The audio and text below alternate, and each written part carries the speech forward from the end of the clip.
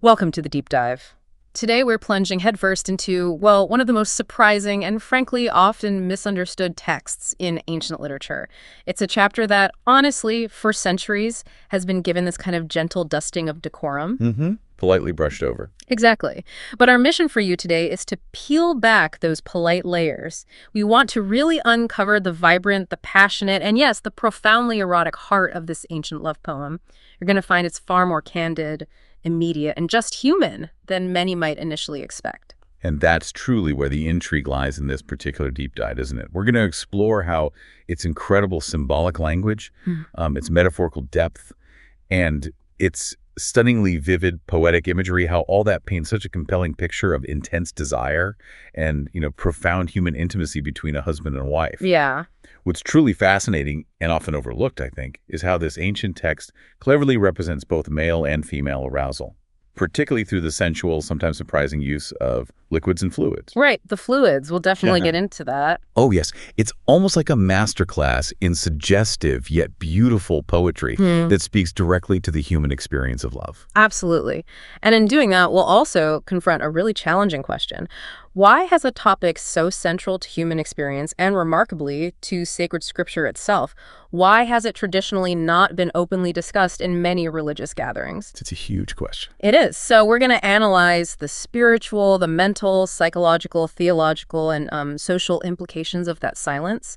We've pulled together insights from a wide range of interpretations to help us see this chapter from multiple angles, really bring out its full, often startling richness.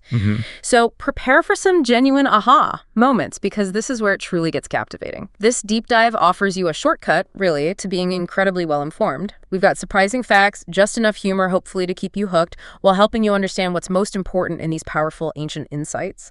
Okay, so let's open this chapter then. Our deep dive begins right there, right at the threshold of intimacy.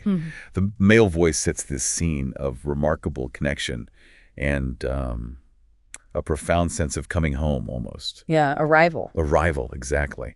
He proclaims, and I find this opening just so powerful in its directness. He says, "I am here in my garden, my treasure, my bride.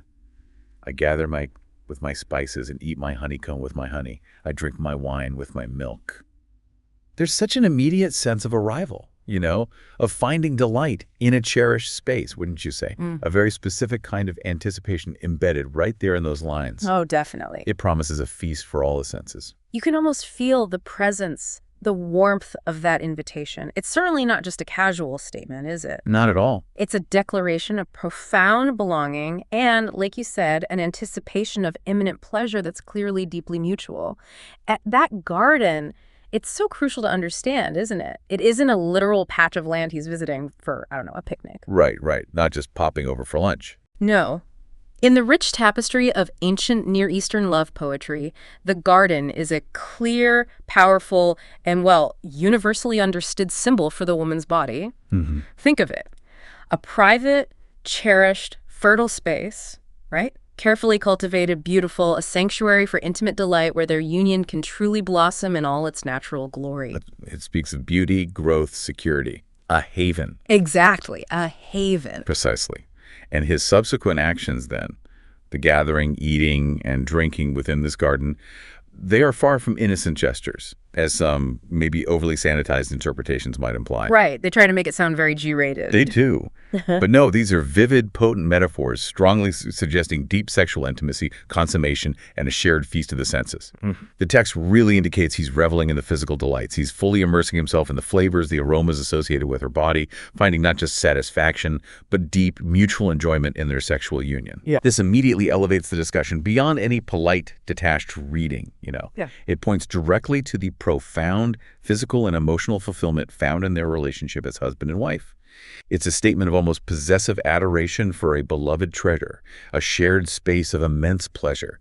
It emphasizes the holistic joy of their physical and emotional bond. And then right after this incredibly intimate declaration comes what seems like an almost celebratory invitation. It's like he's so overflowing with joy that he wants to share it, or at least have it acknowledged and celebrated.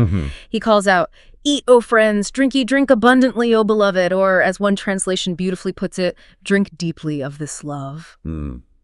What's really fascinating about this invitation, beyond just the surface meaning of, literal guests, How does that work? Is he really addressing people standing outside the garden?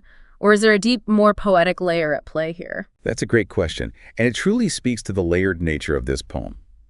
Because while some interpretations might suggest literal guests at a wedding feast, perhaps even a celebratory community witnessing their union, Okay, that's one way to see it. it is. Yeah. But within the context of the poem's intensely personal and intimate nature, this invitation can also be understood as more of a poetic flourish. It extends the passionate imagery. It implies a shared, almost communal celebration of their intimacy. Perhaps it's an invitation to all who hear the poem, to us, the listeners, Ah, interesting. to fully engage with, to appreciate the profound pleasures of this marital connection. It's almost as if the poet is saying, witness this profound, beautiful love, and let its joy permeate you too. Like sharing the sheer exuberance of their union, not just a private moment, but a joyful declaration to the world almost. Precisely, sharing that overwhelming joy.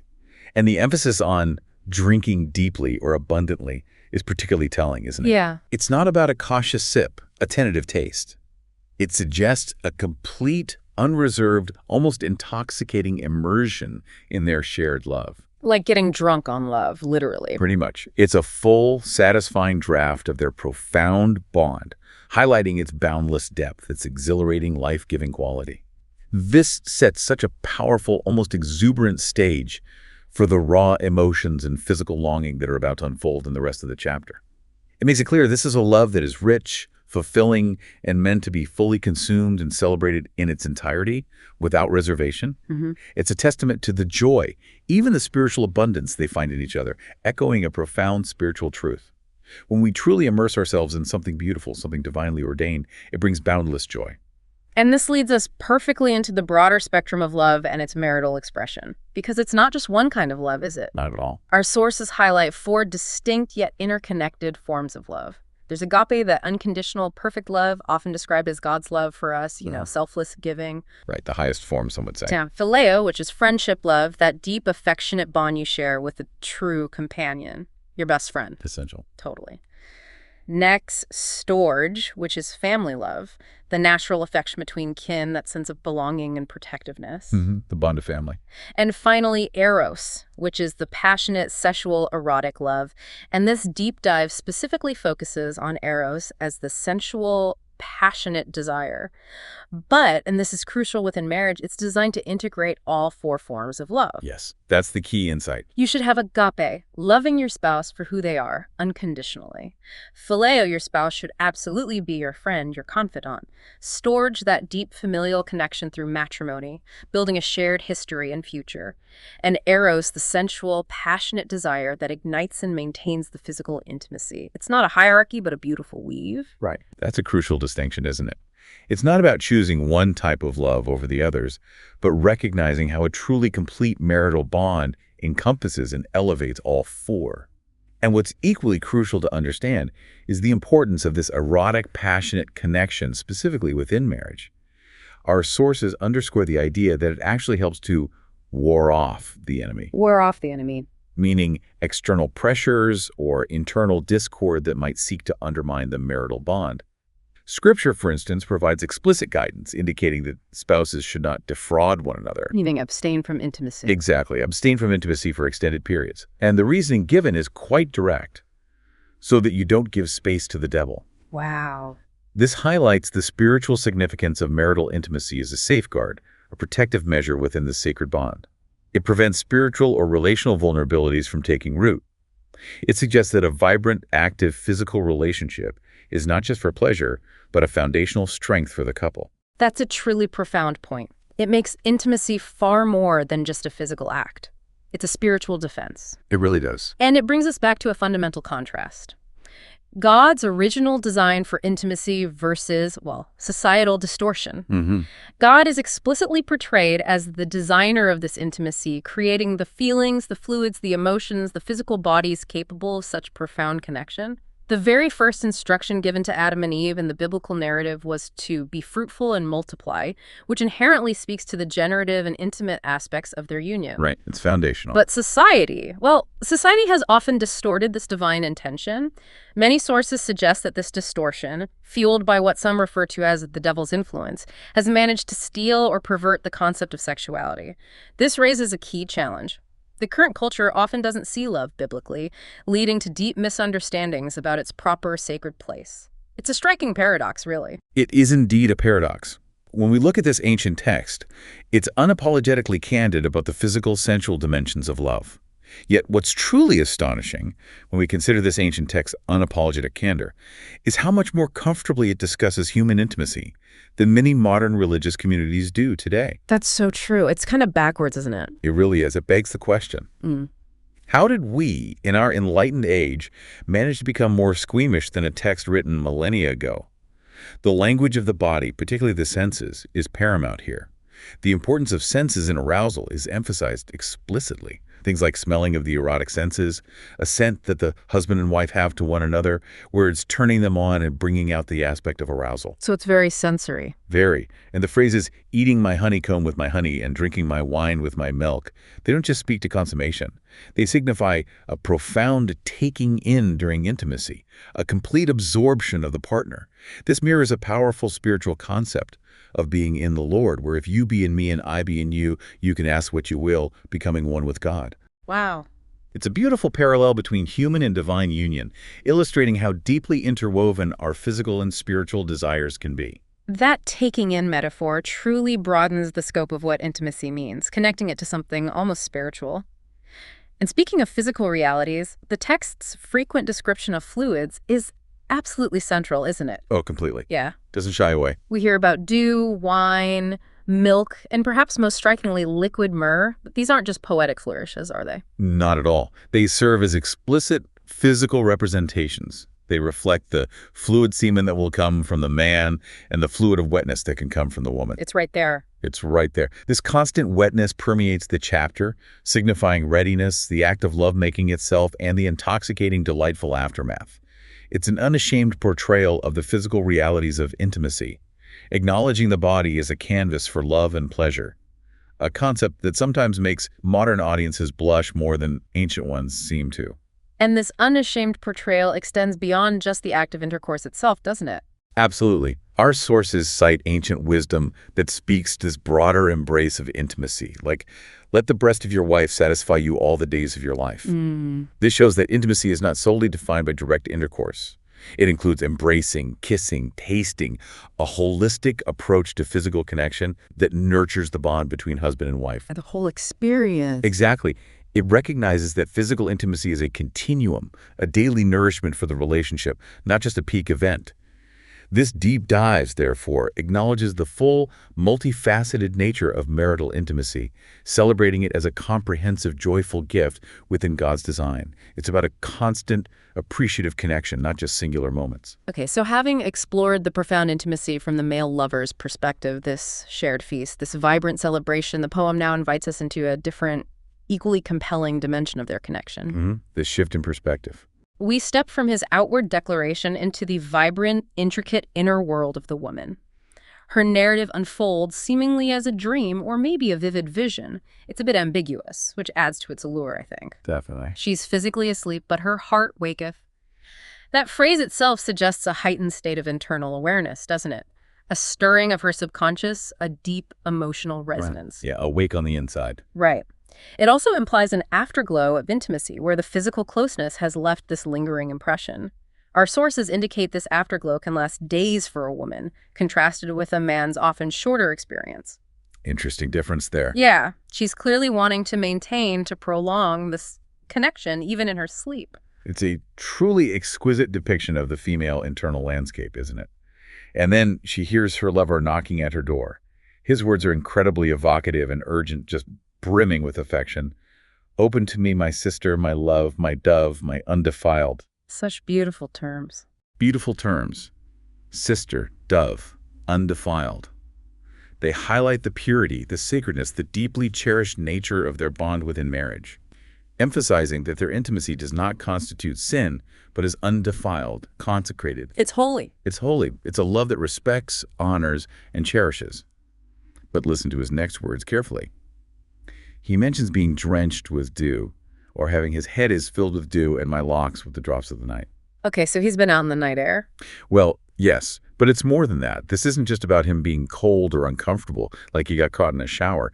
This imagery strongly suggests a passionate pursuit, a journey he undertook just to be with her that has left him vulnerable and exposed. It emphasizes the fervor and urgency of his desire. The moisture on his head and hair becomes a clear, powerful, and deeply sensual symbol of his sexual readiness and anticipation. Ah, okay. His body is literally damp with desire, signaling an unquenchable longing. So we're not talking about a bad hair day after a long night, are we? No, definitely not a bad hair day. This is pure, unadulterated passion. And that knocking metaphor itself, the yearning for entry, it directly parallels a profound spiritual truth, doesn't it? How so? Think of Jesus knocking at the door of our hearts, wanting to enter and establish a deep, intimate connection with us. Our spiritual desire for God, our yearning for His presence, our eagerness to open up our inner selves to Him. It should mirror this human passion and urgency. That's a beautiful parallel, a bridge between the physical and the spiritual. It really is. It absolutely is. Now, her initial response to this urgent call is quite interesting. It's almost playful. A playful hesitation, a tantalizing delay. Right, she doesn't just throw the door open. No, it skillfully builds tension and anticipation, a common and effective trope in love poetry. She says, I have put off my robe. Should I get dressed again? I've washed my feet. Should I get them soiled? Yeah. It's a moment of delightful coyness, almost. A beautiful, sensual dance of anticipation. She's not saying no. She's creating space for desire to build, for the tension to become almost unbearable. Making the eventual surrender all the more sweet. Precisely. It's more than just a practical excuse. It's part of the intimate game they play.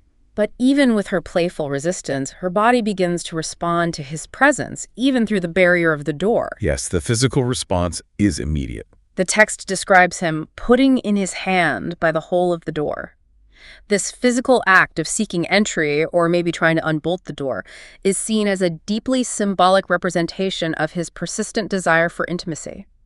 And it immediately stirs her internal excitement and readiness. Her bowels were moved for him, or, as some translations put it, my heart thrilled within me. That visceral language. It conveys a deep, gut-level emotional and physical stirring, a response from her innermost being. It's an involuntary, profound awakening. And we get to a truly striking image. Foundational, I think, for understanding female arousal as depicted in this ancient text. Okay. She deplores, my hands drip with perfume, my fingers with lovely myrrh as I pulled back the bolt. Myrrh, a fragrant, precious oil used in ancient anointing and perfumes, becomes a thinly veiled but unmistakable symbol for sexual fluids. Wow, okay. That's quite direct. It is. This isn't just a poetic device. This is her own arousal made tangible. A clear, unmistakable indication that her body is responding intensely, physically, to the anticipation of her lover's touch. Some interpretations even suggest she may have been engaged in self-pleasure while anticipating his arrival, her body literally becoming wet with desire. Really? Yeah. The act of unlocking the door then becomes this powerful metaphor for her opening herself to him both emotionally and physically, ready to receive him with profound desire and expectation. It's a complete, unreserved surrender to the moment. But then, after this incredible buildup, this peak of anticipation, this profound arousal where her body is literally, symbolically dripping with desire, there's a sudden, almost gut-wrenching turn. Yeah, the mood shifts dramatically. A moment of intense bittersweetness. She opens the door ready, aroused, utterly expectant, but he is gone. The text reads, my beloved had withdrawn himself and was gone. My soul failed when he spake. I sought him, but I could not find him. One translation vividly captures that immediate collapse. I died inside. Oh, I felt so bad. It's a truly gut-wrenching moment, that universal pang of unfulfilled longing. Who hasn't felt that sense of, I died inside, when a moment of intense anticipation turns to stark emptiness? It truly is a crushing moment, and the poetic language emphasizes the profound agony. This isn't mere disappointment. It's a profound depiction of the pain of missed opportunities and unfulfilled sexual craving. Her body, having prepared itself for union, now feels the stark emptiness of that connection being cut short. It's a deep, consuming physical and emotional ache, a testament to the profound disappointment when the peak of expectation meets sudden emptiness. And the intensity of her prior arousal just amplifies the depth of her despair, making that sense of loss totally palpable to the listener. Absolutely. It's a powerful reminder of how vulnerable we become when we open ourselves up to such deep desire, and how devastating it can be when that desire isn't met. And what follows is equally distressing, amplifying her vulnerability. Her desperate search through the city, a place that should ideally offer safety, anonymity, maybe becomes fraught with vulnerability and even violence. Right, the danger outside the private space. She encounters the watchmen, the supposed protectors of the city, but instead they struck and wounded me, tore off my veil, and slapped and beat and bruised me, ripping off my clothes. That's brutal. It is. This violent intrusion symbolizes the anxieties and vulnerability a woman might feel after such a deeply personal, intimate encounter, particularly when exposed to the scrutiny and judgment of others in the public sphere, especially after such a private moment of profound arousal and unfulfilled desire. The street is starkly contrasted with the bedchamber. It's not undefiled like the private garden of intimacy. This highlights the stark difference between the safe, private sanctuary of their love and the harsh, judging, potentially dangerous public realm. And through all this distress, through the physical and emotional pain, her unwavering declaration is incredibly powerful, almost defiant. I am sick with love, or heart sick with love. Not just sad, but sick with love. Exactly. This isn't a casual crush or fleeting infatuation. It's a deep, consuming longing, a profound physical and psychological state, an almost debilitating yearning for his presence. This visceral longing in the text mirrors the human soul's yearning for communion with Christ, especially after moments of spiritual slumber or when we might feel God has withdrawn or, we've turned our back. Ah, another spiritual parallel. Yes. Like the prodigal son who journeyed through hardship but was driven by a deep desire for home, we too might experience disappointment and difficulty in our spiritual walk. But the underlying longing for the Lord's presence prompts perseverance, driving us to seek Him out, no matter the cost or the pain. This entire section, from the woman's heightened state of arousal to her agonizing disappointment and subsequent vulnerability, brings us to a really crucial point, doesn't it? This is a text that celebrates intimate sex within marriage with astonishing frankness. Yet, this very topic is traditionally not openly talked about in many religious gatherings. The elephant in the room, often. Exactly. It's a significant, glaring issue. Our sources suggest that parents, often well-meaning but maybe ill-equipped, frequently scare you from sex. Yeah. Instead of explaining its beauty, its sacredness, its purpose within marriage. Yeah, the fear-based approach. Right. This approach leads to deep-seated embarrassment, confusion, and a feeling that intimacy is something you should be embarrassed about, or even something inherently dirty or wrong. This silence creates profound awkwardness and a pervasive lack of understanding within communities that should be championing a healthy, God-ordained view of sexuality. Let's delve into the spiritual, mental, psychological, and social implications of this pervasive silence, because it's far more damaging than just discomfort. Spiritually, when a God-ordained aspect of human connection is shrouded in silence, it leaves a void. And into that void, alternative, often harmful narratives flood in. This silence doesn't just create awkwardness. It actively disarms believers.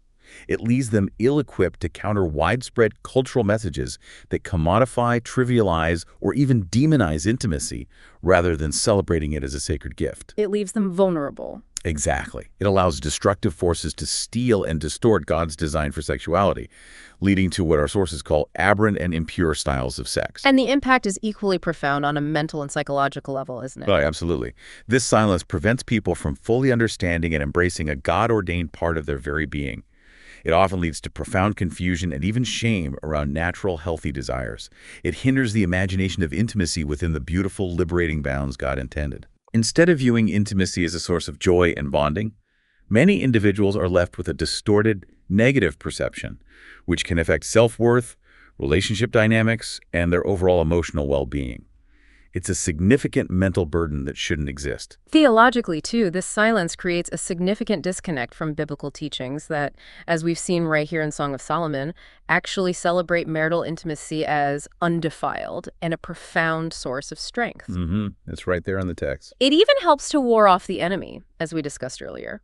When congregations shy away from this topic, they miss an opportunity to teach the full scope of God's design. They inadvertently lead members to believe that sexuality is somehow outside God's purview or approval. This creates a theological gap where a beautiful, divinely sanctioned aspect of life is relegated to the shadows rather than illuminated as a reflection of divine love and creativity. And finally, socially, this widespread silence often leads to judgment and shaming. Shaming of those who make mistakes or maybe choose partners not approved by others. Yeah, that happens. It sometimes forces people outside the church community instead of offering grace and understanding. It hinders the ability of faith communities to effectively advertise the beauty of God's love for man and woman to a culture that increasingly distorts it. When we can't speak openly and honestly about healthy intimacy, how can we expect to counter the unhealthy narratives perpetuated by wider society? You can't, really. It creates a ripple effect of misunderstanding and, tragically, isolation for those navigating their sexuality. So the source material strongly emphasizes the critical need for openness. For believers to truly know God, not just abstractly, but in his design for marriage, recognizing it as the first ministry. Foundational to all other ministries and societal structures, this requires work and inviting God actively into the marriage. The path forward, then, requires a fundamental shift in how we approach this vital aspect of human experience. We need to actively teach parents how to talk to their children about this topic differently, emphasizing the beauty, the sacredness, and the joyful purpose of marital intimacy as a gift from God. Yeah. This isn't just about avoiding awkwardness. It's about spiritual formation and relational health. It's about proactive education and embracing a holistic view. And building on that, marriage inherently requires work, right, and navigating challenges. Always. The importance of inviting God into the marriage isn't just a spiritual platitude. It's a practical necessity for strength and resilience. Within marriage, spouses are called to sacrificial love, a concept deeply echoed in sacred texts. The idea that each other's bodies belong to the opposite sex. That means asking fundamentally, what does my partner need? And committing to fulfilling that need even when you're tired or maybe not feeling it. Right, even when it's hard. Yeah. In the name of the Lord and in the honor of God. This isn't about obligation. It's about a profound act of giving that blesses the partner spiritually and in turn blesses the giver. It makes the act far more meaningful than a begrudging gift. And this commitment to sacrificial love extends to navigating real-life challenges.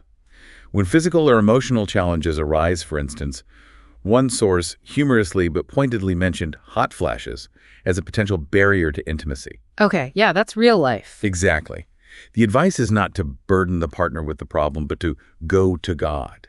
It's about seeking divine strength and understanding, trusting that God provides the capacity and wisdom for those moments rather than allowing them to create distance or resentment. So you lean on God first. Yes. This fosters individual spiritual reliance while strengthening the marital bond. It reinforces that the intimacy is a gift and a sacred space, to be protected and nurtured even through life's natural changes. Okay, so after witnessing the woman's yearning, her vulnerability, and these broader societal implications of discussing intimacy, the narrative shifts yet again.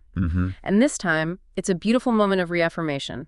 The daughters of Jerusalem, perhaps skeptically, maybe just out of genuine curiosity, ask her, "What is thy beloved more than another beloved?" Like, what's so special about your guy? Exactly. It mirrors a question we often hear in a spiritual context.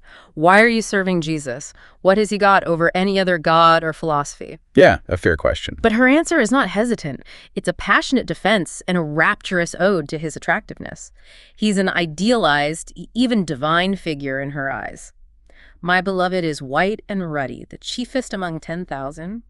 He is pure, no flaw, and approachable, down-to-earth, touchable. She would pick him every time without hesitation. Wow, unwavering. Totally. This parallels unwavering loyalty to Christ, the unmovable rock, the tree planted by the river, the one who stands above all others. And then in a truly breathtaking display of devotion and, well, physical appreciation, she launches into this detailed catalog of his sensuality. Yeah, she goes head to toe, almost. Literally. She celebrates him feature by feature, savoring every detail, transforming each into an object of intense desire.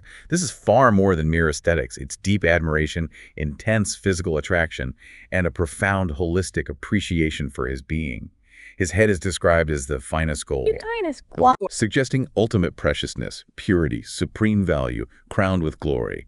This reflects Christ's immense value as our Savior, his regal and supreme nature.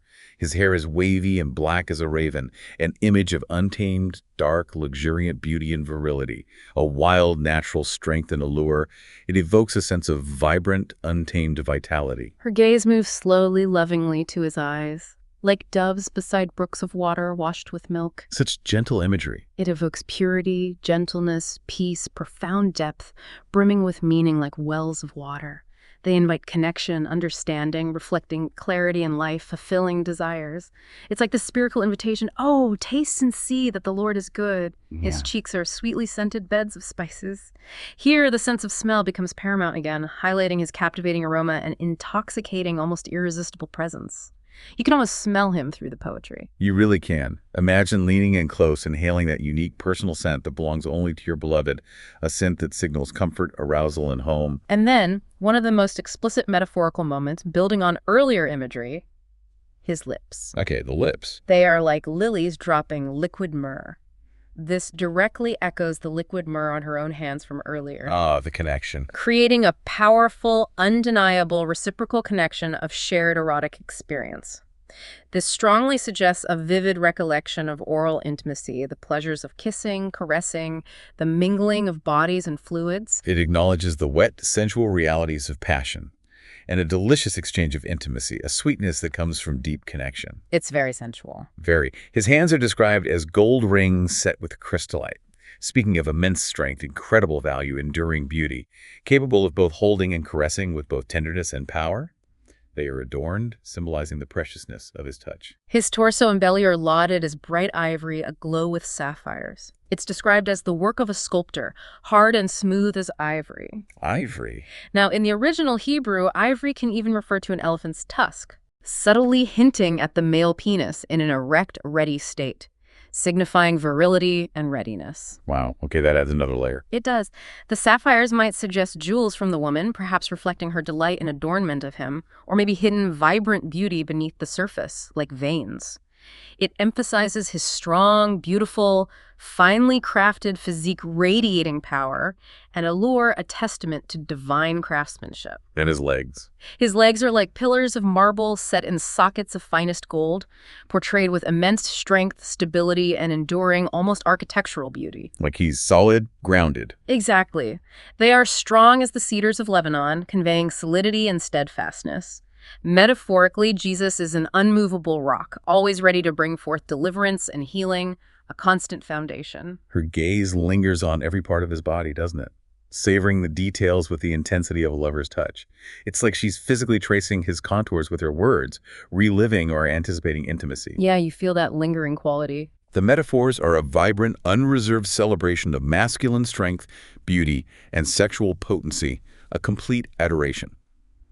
She concludes this rapturous ode with a statement that truly captures the holistic nature of their bond.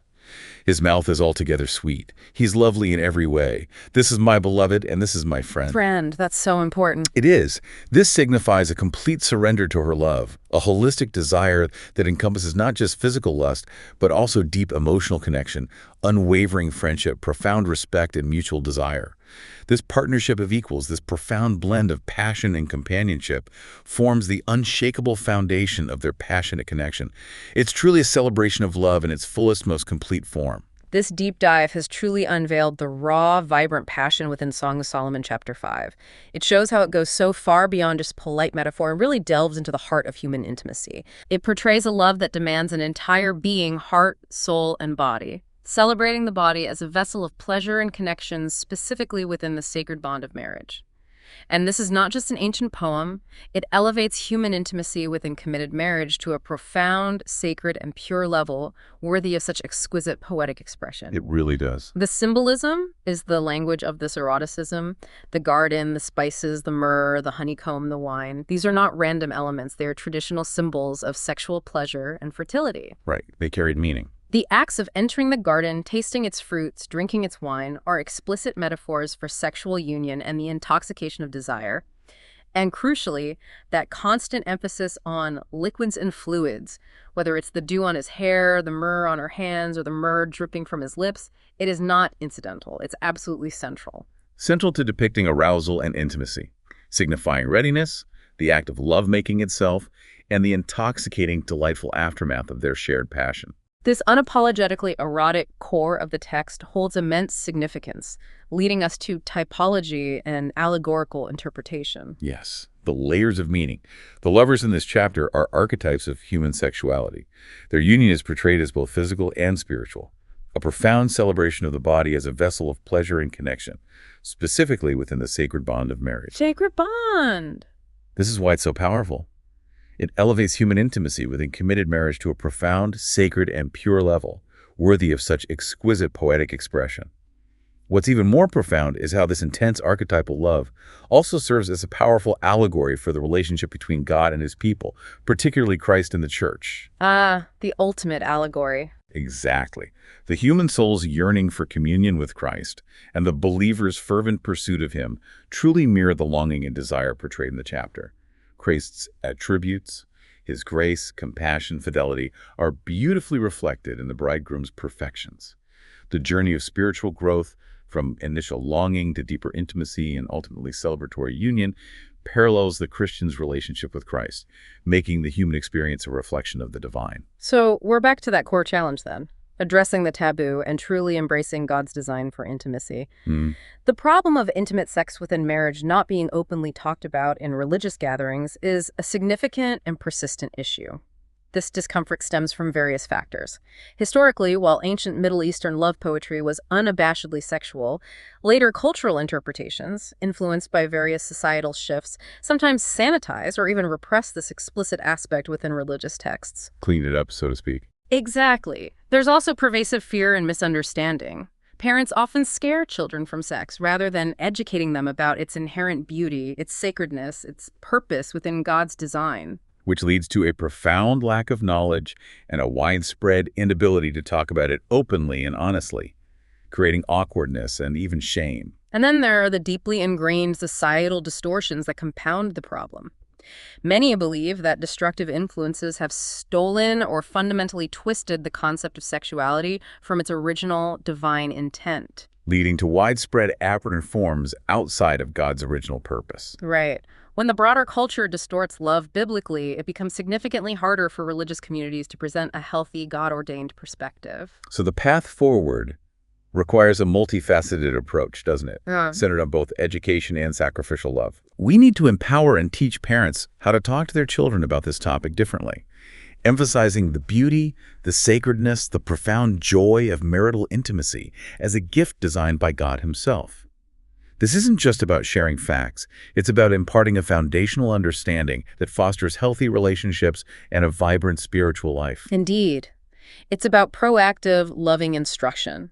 And beyond instruction, we recognize that marriage inherently requires work and a continuous process of navigating challenges that inevitably arise. It's not always easy. No. The importance of inviting God into the marriage is not merely a spiritual platitude. It's a paramount practical necessity for resilience and flourishing. Within marriage, spouses are called to a profound level of sacrificial love, this profound concept that each other's bodies belong to the opposite sex, a phrase that might sound jarring at first. It can sound strange. It means asking with genuine selflessness, what does my partner need? And then striving to fulfill that need, even when you're tired, even when you might not be feeling it in that moment. This is done in the name of the Lord and in the honor of God, transforming a physical act into a spiritual offering. Yes. This practice blesses the partner spiritually, emotionally, physically, and in turn, it blesses the giver, fostering a deep sense of mutual care and connection. It ensures that intimacy is a profound gift, freely given, never a begrudging gift. And this commitment to sacrificial love extends even to the mundane or challenging aspects of life. When those more physical or personal challenges arise, like, as one source mentioned, the often discussed hot flashes. Right, the real life stuff. The advice is remarkably insightful. Go to God, not immediately to the partner, at least not to burden them. It's about seeking divine strength, patience, understanding. Trusting that God provides the capacity and wisdom to navigate these moments gracefully, rather than allowing them to create distance or resentment within the relationship. So it fosters individual spiritual reliance while strengthening the marital bond by removing pressure and reinforcing mutual support. Exactly. Reminding us that God is the ultimate source of strength for all aspects of our lives, including the most intimate. And finally, this deep dive culminates by connecting the sacred marital intimacy to an even greater ultimate consummation with God. Hmm. At what some traditions refer to as the rapture, a profound theological concept where believers will symbolically strip their old bodies, shedding earthly limitations, and receive a new eternal body. One not made with hands, made by God. Right. This physical and spiritual transformation beautifully parallels the act of taking off clothes and getting washed to enjoy intimacy in marriage, preparing for a profound union. It ultimately points to the joyous, perfect union found at the marriage supper of the Lord, where human longing finds its ultimate fulfillment in divine presence. It's a truly powerful culmination of both physical and spiritual desire. We've truly taken a deep dive into Song of Solomon chapter 5, haven't we? Unveiling its raw passion, its vibrant symbolic language of arousal and longing, and its powerful celebration of human intimacy, specifically as expressed between a husband and a wife. Yeah. It truly is a testament to the depth and beauty of human connection when viewed through this passionate, unreserved lens. And perhaps most importantly, it challenges us to reconsider our own comfort with discussing aspects of life that God Himself designed and celebrated. This chapter, when you look at it through a lens of passionate mutual love, it explores desire, longing, and the deep intimacy shared between two people with astonishing candor. It's an unadulterated expression of marital affection, a testament to the power of desire and the beauty of the human body, all rendered in lush, evocative language. It invites you, the listener, to see desire not as something to be repressed or ashamed of, but as a fundamental, beautiful, and even sacred part of the human experience, a gift to be cherished within the right, God-ordained context. So this deep dive opens up so many avenues for thought, doesn't it? What does recognizing the raw human, even the erotic dimension of love within this ancient text, with its deep yearning, its physical arousal, its profound fulfillment, what does that suggest about the very nature of profound desire itself? That's a deep question. It is. Whether that desire is between partners in a loving marriage, or perhaps even reflected in other forms of deep consuming connection or spiritual longing for the divine. What new insights might this vibrant sensual perspective on human love offer you as you reflect on the diverse and powerful forms that profound yearning and connection can take in your own life? Something to really mull over.